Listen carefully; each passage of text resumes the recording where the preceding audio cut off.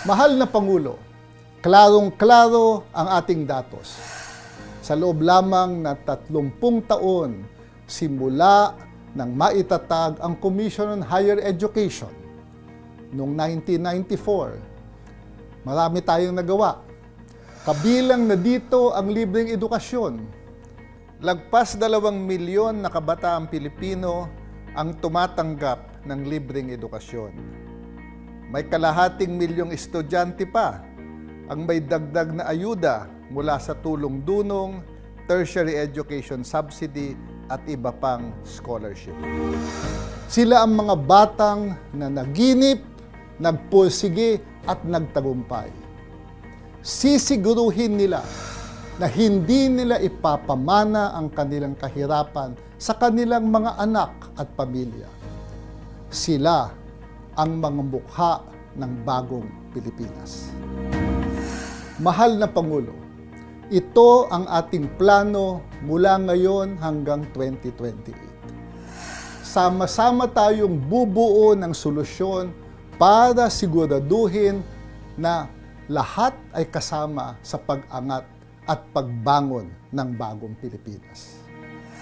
Sisiguruhin ng komisyon ang pagpapanday para gawing future-proof ang ating mga guro. Ang gusto nating resulta ay mga estudyanteng kayang harapin ang anumang hamon, teknolohiya man o anumang pandemya. Sila ang haligi ng bagong Pilipinas na may malikhaing pag-iisip. Paigtingin din natin ang ugnayan ng mga sangay ng pamahalaan upang lalong tumaas ang ating posisyon sa international rankings tulad ng QS World University Rankings at Times Higher Education. Higit na palalakasin ang ugnayan sa pagitan ng gobyerno, akademya at industriya. Sisiguruhin na kaisa ng komisyon ang mga industriya sa pagbalangkas ng instruksyon kung saan maayos at epektibong maisa sa katuparan ang ating mga programa. Sisiguruhin ng komisyon ang prinsipyo ng malinis na pamumuno at mga bayanihan ay ipagpapatuloy at mananatiling buhay. Salamat po, Pangulong Bongbong Marcos, sa iyong tuloy-tuloy na pagtitiwala at iyong pagtalaga sa akin bilang tagapamuno ng komisyon sa mas mataas na edukasyon upang ipagpatuloy natin ang mga programa at advokasya ng komisyon.